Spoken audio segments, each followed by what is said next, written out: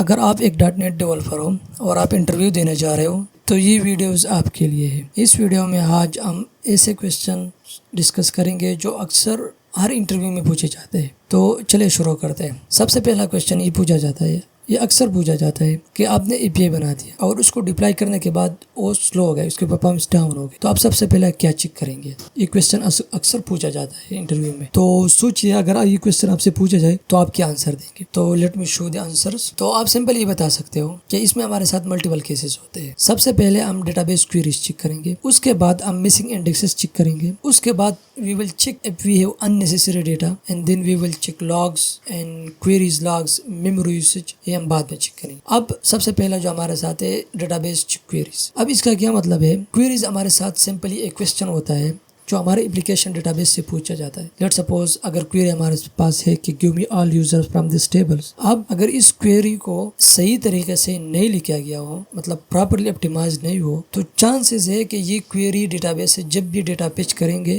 तो वो टाइम ले सकते हैं, तो इसी वजह से वो स्लो डाउन होगा। दूसरा जो अहम बात है वो ये है कि we will look for missing indexes. अब इंडेक्सेस का क्या मतलब है? लेट्स सपोज सोचिए कि आपके पास एक बुक है, अगर किसी ने आपको बताया कि आप मुझे ये टॉपिक बता दे, मतलब एक स्पेसिफिक टॉपिक पे जाके मुझे वो दिखा दे, तो अगर आप हर पेज को चेक करके उस टॉपिक तक पहुंचेंगे तो उस पे कितना टाइम लगेगा? बहुत ज़्यादा टाइम लगेंगे। लेकिन अगर आप इंडेक्सेस के थ्रू जाएंगे तो हर बुक के लास्ट पेज पे हमारे साथ इंडेक्सेस पेज होते हैं। उस इंडेक्सेस पे जाके आप उस चैप्टर उसके टाइटल देख के उस पेज के इंडेक्स नंबर पे जाके आप इजीली ट्रैक कर सकते हो कि ये पेज हमारे कौन से नंबर पर है। सो आप इजीली वो गेट कर सकते हो। So without database indexes every query scans the entire table row by row, so it become slow. इसके बाद हमारे साथ है कि lazy loading pulling too much data. अब इसका क्या मतलब है? लेजी लोडिंग का मतलब ये है कि हमारे साथ एप्लीकेशन डेटाबेस से बार बार डेटा गेट करते हैं एक न्यू चीज के लिए, मतलब एक नया समथिंग न्यू, एक न्यू चीज के लिए वो दोबारा रिक्वेस्ट भेजते। ऐसा नहीं करते कि एक ही रिक्वेस्ट में सब कुछ गेट कर लेते हैं। अब इमेजिन कर ले इसका कि आप फूड ऑर्डर करने जा रहे हो, तो आप एक एक चीज मंगवाने के बजाय आप फुल ऑर्डर दे देते हो, मतलब it means one item at a time instead of giving the full order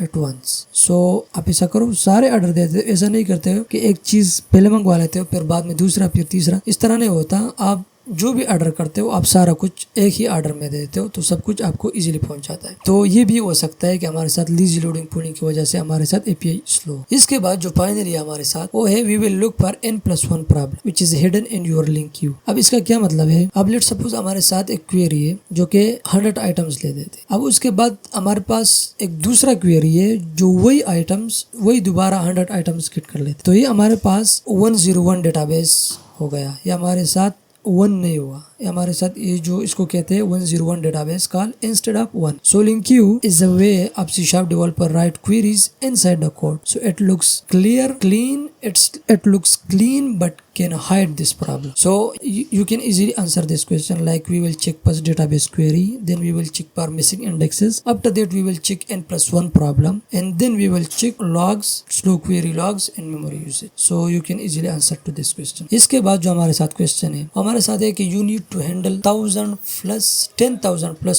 requests simultaneously, so what you will do? अगर ये क्वेश्चन आपसे पूछे कि हमारे पास लेट्स सपोज 10,000 रिक्वेस्ट आ रहे सिमिल्टेनियसली एक ही टाइम पे, तो आप इसको किस तरह हैंडल करेंगे? So skill is about removing the bottlenecks, not just adding the servers. इसका मतलब ये नहीं है कि आप ज्यादा सर्वर लगाएंगे, इसका मतलब ये है कि हम इसको किस तरह फिक्स करेंगे। तो अगर आपसे इंटरव्यू में ये पूछा जाए कि हमें 10,000 प्लस रिक्वेस्ट सिमिल्टेनियसली किस तरह हैंडल करना है, तो आपने सिंपल ये बताना है कि we will make API stateless, इसके बाद we will use async await and then we can use load balancer and then we can introduce caching और रेडिस। सो अब इसका क्या मतलब है कि API stateless. So API stateless का मतलब ये है कि जब भी आप रिक्वेस्ट सर्वर पर हेड करेंगे तो सर्वर कुछ भी रिमेंबर नहीं करेगा रिक्वेस्ट के बारे में, उसको कुछ भी नहीं पता। मतलब आप रिक्वेस्ट हेड करेंगे तो जो प्रीवियस रिक्वेस्ट है उसके बारे में उसको पता नहीं है। एक रिक्वेस्ट के लिए जो भी ज़रूरत हो वो उस रिक्वेस्ट के अंदर ही होगा, मतलब सर्वर उसके लिए रिस्पॉन्सिबल नहीं होगा। तो स्टेटलेस का मतलब यही है। उसके बाद हम async await यूज़ करेंगे। अब इसका क्या मतलब है?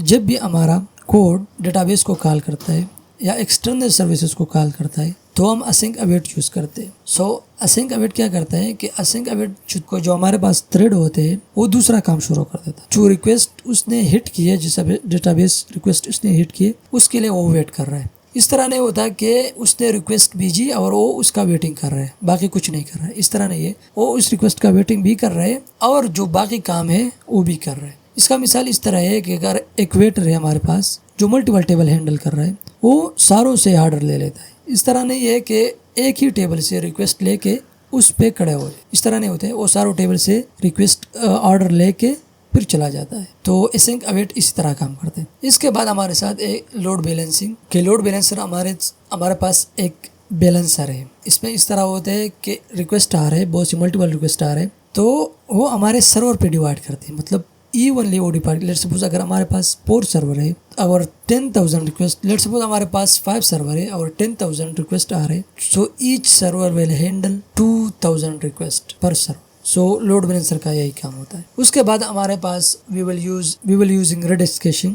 अब इसका क्या मतलब है, रेडिस हमारे साथ इन मेमोरी स्टोर है। इसका मतलब ये है कि हमारे साथ जो डेटा होगा वो रैम पे स्टोर होगा, डिस्क पे स्टोर नहीं होगा। रेडिस हमारे साथ एक्सट्रीमली फास्ट है और जब भी हम डेटाबेस हिट करेंगे ईच टाइम एक सेम डेटा के लिए, मतलब एक रिक्वेस्ट के लिए, मतलब हमें एक यूज़र की डेटा चाहिए जो हम बार बार हिट करेंगे, तो इसकी जगह हम वो डेटा रेडिस पे स्टोर करके जब भी हमें वही डेटा सेम डेटा चाहिए हम सिंपली रेडिस से गेट करेंगे। सो उससे हमारे साथ परफॉर्मेंस बेटर हो जाएगा और जितने भी रिक्वेस्ट सिमल्टेनियसली आएंगे वो हम हैंडल कर सकते। तो ये था सेकंड क्वेश्चन। अब हम बात करते हैं कि let's suppose your API is returning 500 errors randomly, so what do you debug. Let's suppose अगर आप API चल रहा था और उसने 500 एरर्स देना शुरू कर दिया, तो आप सबसे पहले क्या चेक करेंगे। So random errors are the hardest fix because they are unpredictable. You need visibility first for this 500 errors. We will use